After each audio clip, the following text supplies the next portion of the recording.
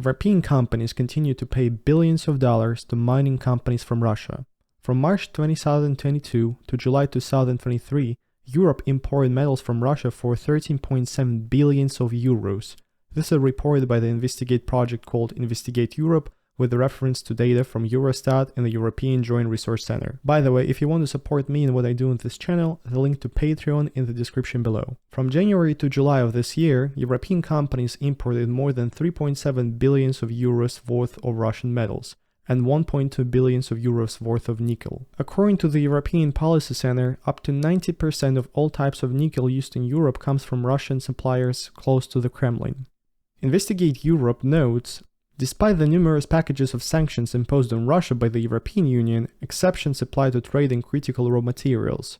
Oil, coal, steel, and timber products were included in the sanctions lists, but minerals that are considered critically important in the European Union, and there are actually 34 positions of those, and they are still being supplied from Russia, including from companies connected directly to the Kremlin. Journalists explain that the European Union needs these materials to achieve the goal of climate neutrality by the 2050. These products are essential for electronics, solar panels, and electric vehicles, as well as for traditional industries including aerospace and defense. According to the data of the Russian customs, the largest titanium producer, VSMPO Visma, corporation owned by the Russian Rostec, sold at least 308 million worth of titanium to the European Union through intermediaries in Germany and UK from February 2022 to July 2023.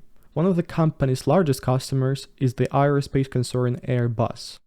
Only from March 2022 to March 2023, Airbus imported at least $22.8 million worth of titanium from Russia, 4 times more than in the previous similar period before the war. Putin's friend Vladimir Potanin and his company Norilsk Nickel exported 7.6 billion worth of nickel and copper to the European Union through Finnish and Swiss intermediates from the beginning of the full-scale Russian invasion of Ukraine to July 2023. Another supplier of metals to Europe and one of really good friends of Putin is Oleg Deripaska and his company called Rusal. According to journalists, since the start of the full-scale war against Ukraine, the company has exported $2.6 billion worth of aluminium to the European Union.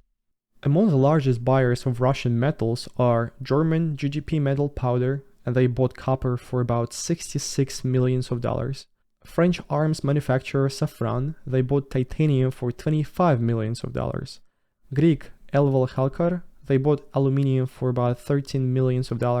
And Dutch Steinweg Group, they bought various metals for about $100 million. French arms manufacturer Safran confirmed that they continue to purchase titanium from the Russian VSMPO Visma, but stated that they are working on reducing purchases in Russia. German GGP Metal Powder reported that there is no real alternative to our suppliers from Russia. Dutch Steinweg also stated that it complies with all rules and sanctions imposed on Russia. And now just think yourself, how much of those money that Russia makes on selling materials, metals to Europe, how much of those money are going to be spent on the war? How much of this money are going to be spent on building rockets, which are being shot at Ukraine? And after that, Russia threatens the whole Europe with nuclear weapons and just overall with a war. It was me, Zach the Russian. Again, if you want to support what I do on this channel, there's going to be a link to Patreon in the description below. As usual, I wish there is going to be peace in Ukraine and freedom in Russia. See you in the next videos.